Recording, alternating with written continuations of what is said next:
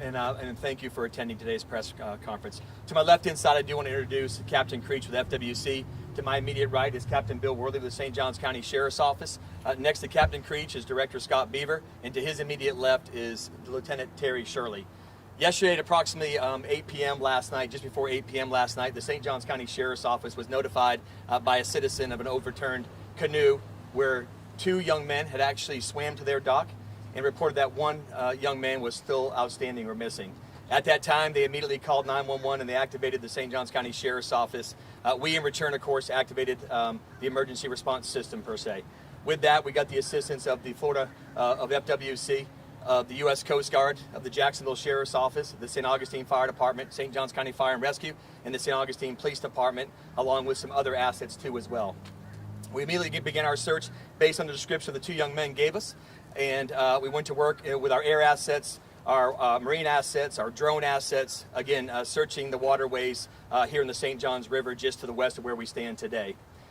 This morning, I will tell you this, this afternoon at approximately 1:30, 1:25 exactly, roughly, we actually located the body of the missing young man who's been identified positively as Riley Texera. His family has been notified. The two young men that were actually with him, we're going to go ahead and leave their names out of this, out of the privacy of their family. So this investigation is at the lead with Florida, with FWC.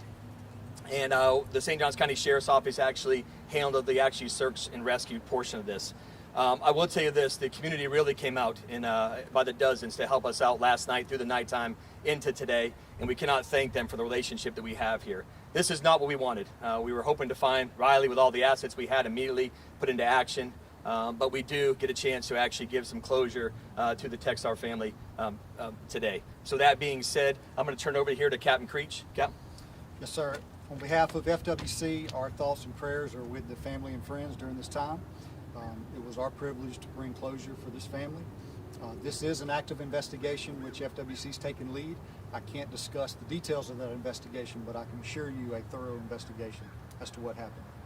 Captain, can you say at all how the body was found? Was it found underwater with sonar or anything like that? I can't provide that at this time. Can you clarify? You said canoe. What were they in a canoe? Were they in a kayak? What was? Yes, ma'am. Again, the actual canoe, the Pelican canoe, was actually recovered. They were in a canoe. Yes, ma'am. Were all three of them in one canoe? Based on the information we have from the other two young gentlemen, yes, ma'am, they were all in the same canoe.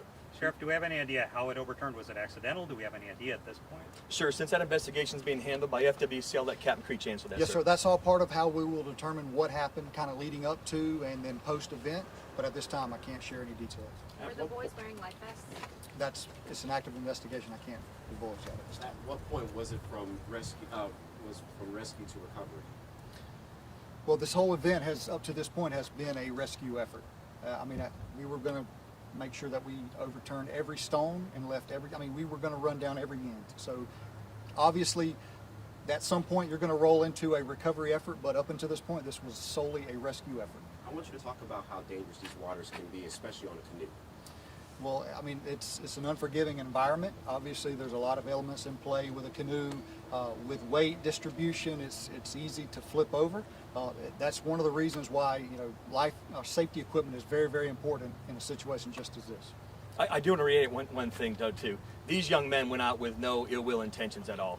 These just they're being kids, being boys, and they went out to have a good time yesterday afternoon, and a horrible accident occurred. So that being said, again, just innocent kids being kids, and something horrific happened. Captain, can you say anything about the depth of the water or how murky this water was? The area in question was between 6 to 8 feet.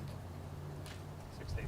And what happens now as far as all your crews? You have crews here over at Mandarin Park. What's going to happen now? Sure. So we're all breaking down as we speak. Again, the big thing was returning Riley to the family. That was most important for our crews. We've been out all night working, hand in hand, agency and agency, and the big thing was just getting this young man back to his family. So we're breaking down as we speak now. We'll kind of go into the investigative mode, as the captain talked about, and also to the recovery mode for the family. And are the other two boys physically okay? As far as we know, last night, fire rescue checked them out, and both boys had no injuries, and they were actually healthy and fine last night.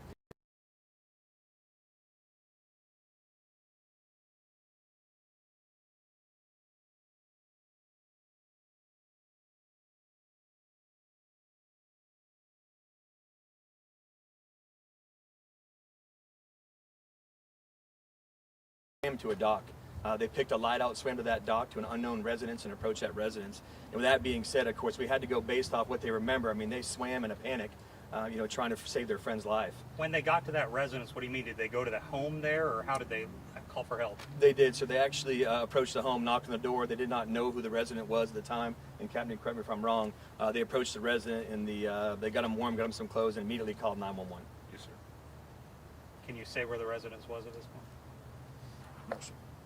And did the system work? Did your equipment do the job? Everything you want, the manpower, the boats, everything of that nature? Absolutely. Officers responded last night.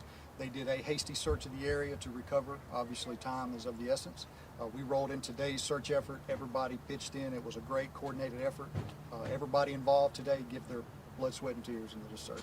Correct me if I'm wrong, it's to my understanding that even civilians participated in this search. So I want y'all to talk about how this was an all-team effort, not only on law enforcement side, but from the people as well. Sure, that's something I said in the very beginning too, was thanking our citizens here in the Julington Creek area, northwest part of St. Johns County. Is these people come out in droves when we need help, and it's not just them, by the way. It's a local restaurant, Speedy Q, and the First Baptist Church too as well.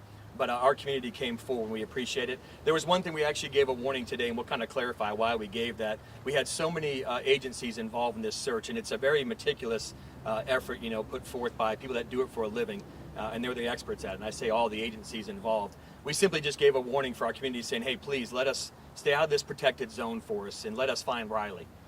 With that being said, of course, we just gave a kind of a warning saying, hey, let us have this box for the experts that do this. And to give a little respect to and trying to return Riley to the family. And what is your message right now as we do get into the season where more people will be on the water doing these more water activities? That's one thing too, and I'll let the captain speak to as well, because this is definitely their lane of operation. But safety in the water and having the right equipment on the boats. And I'm not just talking about the canoe, kayaks, jet skis. We can kind of go through that, and I think we will be putting out a PSA in the very near future to the media to warn, because our county is just so busy. But again, we'll kind of get back on topic here with these young men. We're just out being boys. Can you share remind me again, I don't know if you've already said it, but can you share how far that these young men went into the water?